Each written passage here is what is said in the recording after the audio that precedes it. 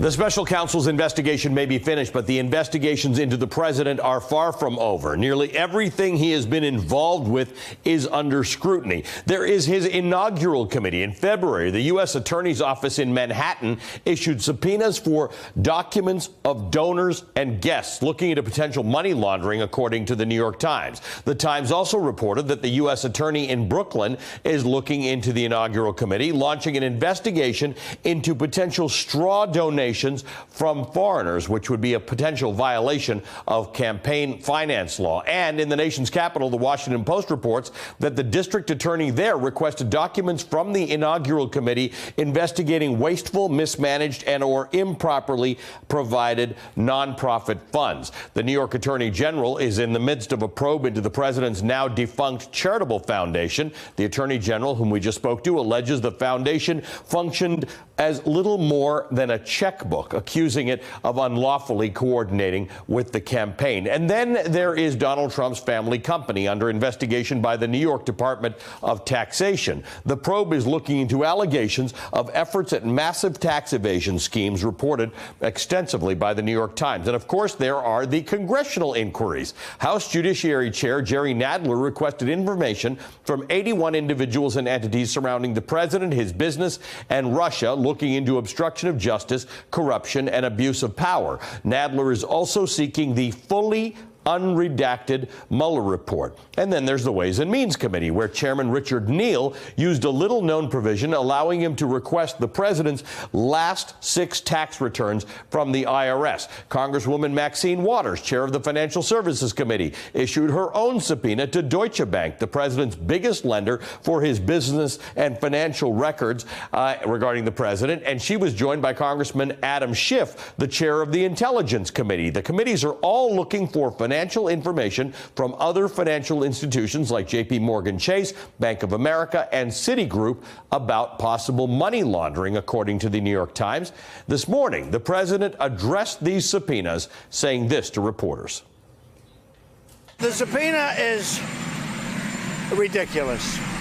I have been the most transparent president and administration in the history of our country by far. I thought after 2 years, we'd be finished with it. No, now the House goes and starts subpoenaing.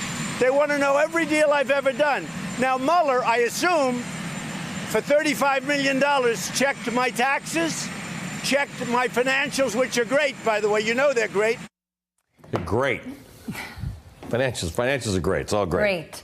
Actually, we don't know exactly what Robert Mueller looked at.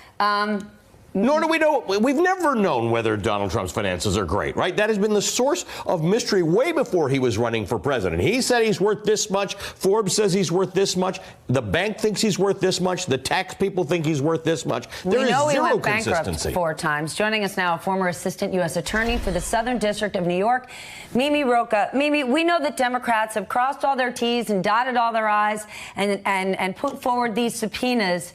But here's the issue. The White House is saying pound salt. The president is essentially blowing his nose with these subpoenas and their deadlines. So what do Democrats do?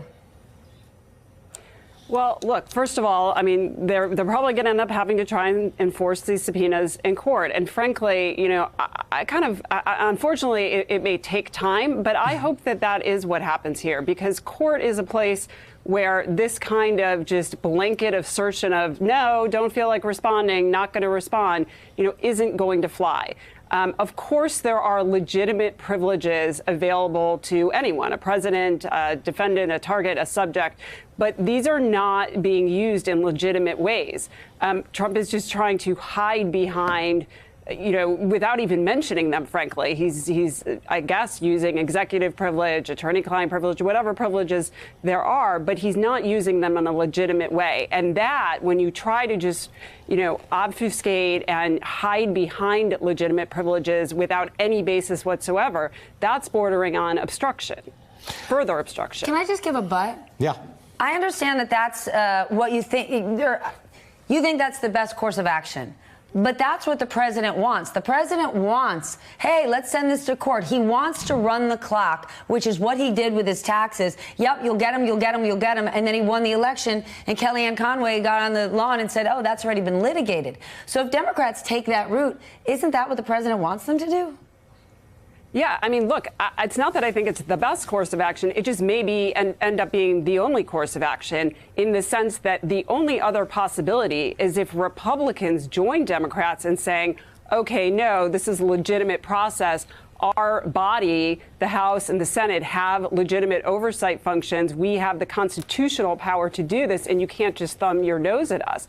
But of course, they're not going to do that. I mean, just today, Lindsey Graham was tweeting, that basically the Mueller report says no obstruction, no collusion. So, this would be political retribution for you to use it as a basis to investigate. Well, if he's going to take that position and they're going to take that position, then I don't know what choice other than starting impeachment proceedings, which would obviate some of this, and maybe that is the other option. But either way, they're going to sort of be backed into a corner. I mean, Trump is using the Mueller report now.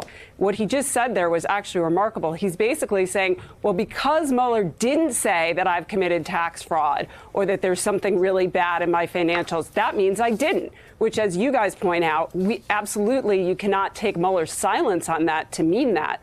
But that's how he's going to weaponize it. So let me ask you, if Stephanie were the lawyer for the dun dun dun dun dun dun. for the I would committees, always have that right, behind me, subpoenaing so you things, know. what if she made exactly the point she made, that, hey, court, Donald Trump likes to run the clock. There is actually an election coming. He's been on the record as saying this has already been litigated. Can these requests of the court to enforce subpoenas be expedited because Donald Trump has a habit of doing this? You can always ask a court to expedite things. It's usually easier the other way. In other words, if you're trying to stop someone from doing something, you can get a preliminary injunction or something like that. But certainly they could say, there's irreparable harm here if this isn't dealt with quickly, because we need to resolve this before this election cycle runs out. And, I think that would be a good argument, an argument I would make, unknown whether it would, win the day. Do you know, if I was trying to convince a judge, I probably wouldn't lead with, hey, court. Hey, court. Yeah, I was just being colloquial. Mimi, good to see you. Hey, court. You too. Most of my knowledge comes from Law and Order and Mimi. Yeah, and there you like go. that.